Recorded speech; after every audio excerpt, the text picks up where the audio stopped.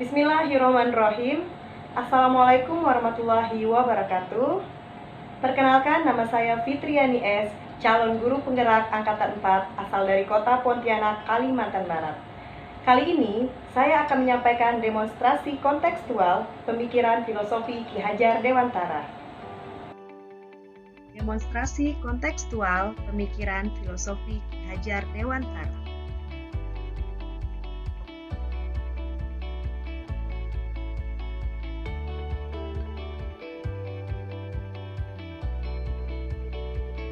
Profil Bapak Pendidikan.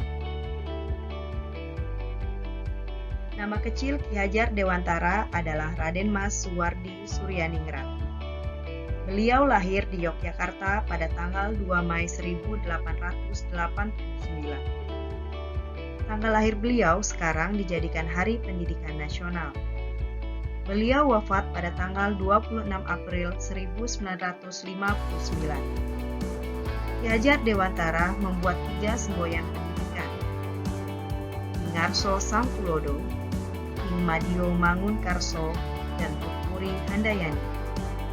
Yang artinya, di depan memberikan contoh, di tengah memberikan semangat, dan di belakang memberikan kekuatan. Pendidikan diartikan sebagai tuntunan dalam hidup tumbuhnya anak-anak. Pendidikan menuntun segala kodrat yang ada pada anak, agar mereka dapat mencapai keselamatan dan kebahagiaan yang setinggi-tingginya, baik sebagai manusia maupun sebagai anggota masyarakat.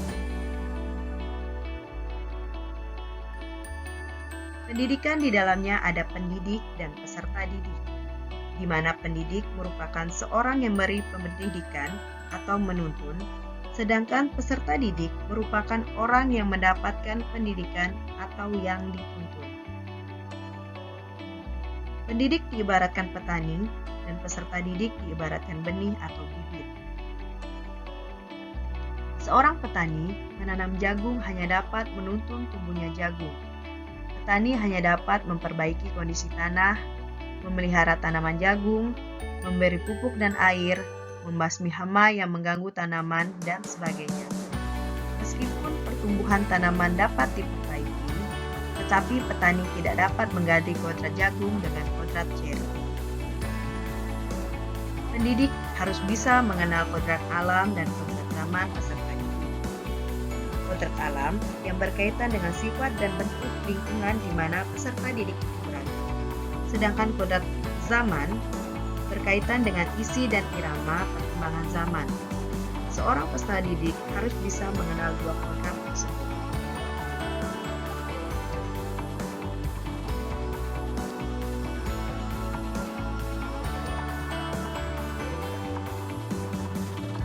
Kerangka filosofi Merdeka Belajar. Pelajar Indonesia merupakan pelajar sepanjang hayat yang memiliki kompetensi global dan berperilaku sesuai dengan nilai-nilai Pancasila. Terdapat 6 profil pelajar Pancasila. Pertama, beriman, bertakwa kepada Tuhan Yang Maha Esa dan berakhlak mulia. Kedua, bernalar kritis. Ketiga, berkebinekaan global. Keempat, bergotong royong. Kelima, mandiri. Dan yang keenam, kreatif.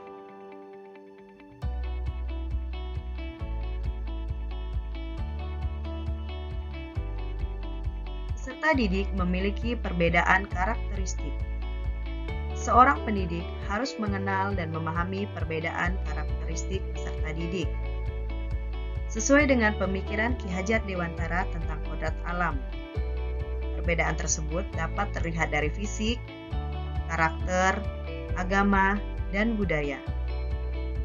Pendidik harus bisa melakukan proses pembelajaran berdasarkan kebutuhan peserta didik dan memberi kebebasan kepada peserta didik. Peserta didik diibaratkan kertas yang sudah ada tulisan, namun tulisan tersebut belum tampak jelas. Pendidiklah yang berkewajiban dan berkuasa menebalkan segala tulisan yang belum jelas dengan yang berisi baik, agar kelak menjadi budi pekerti yang baik. Segala tulisan yang mengandung arti tidak baik hendaklah dibiarkan, agar jangan sampai menebal.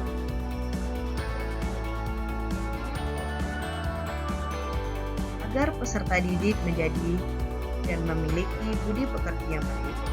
Sebagai pendidik, memberikan pembiasaan yang baik seperti bersalaman dan mencium tangan, serta berdoa sebelum dan sesudah selesai pembelajaran sesuai dengan ajaran agama masing-masing peserta didik. Seorang pendidik harus menerapkan semboyan pendidikan dengan cara memberikan contoh yang baik di dalam proses pembelajaran di dalam kelas maupun di luar kelas. Selalu memberikan semangat dan kekuatan kepada peserta didik. Pada proses pembelajaran di kelas, peserta didik harus memiliki kebebasan. Pendidik harus bisa memberi pembelajaran yang berpusat kepada anak, serta memberikan kebebasan kepada peserta didik agar peserta didik tidak merasa terpaksa sehingga ilmu yang diberikan tidak dapat diterima dengan baik. Pendidik juga harus memperhatikan kodrat zaman, di mana peserta didik senang dengan perubahan zaman. Seorang pendidik harus bisa menyesuaikan perkembangan zaman tersebut sampai ke jalan. Ketika seorang pendidik harus memberikan kebebasan kepada peserta didik untuk mengekspresikan diri, mengikuti berbagai kegiatan sesuai dengan minat dan bakatnya. Dengan diberikan kebebasan, peserta didik akan merasa didukung oleh gurunya.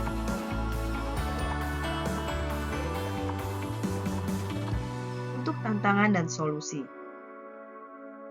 Untuk tantangan, ada di dalam diri dan di luar diri guru itu sendiri.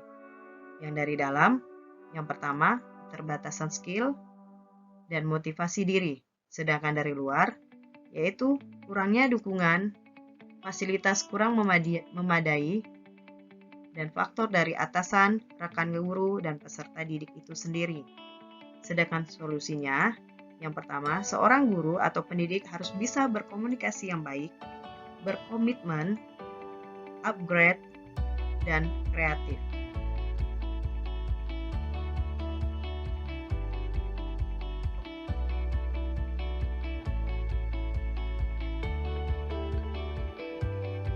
Demikianlah demonstrasi kontekstual pemikiran filosofi Ki Hajar Dewantara. Semangat para guru Indonesia, ayo wujudkan pendidikan Indonesia yang berkualitas.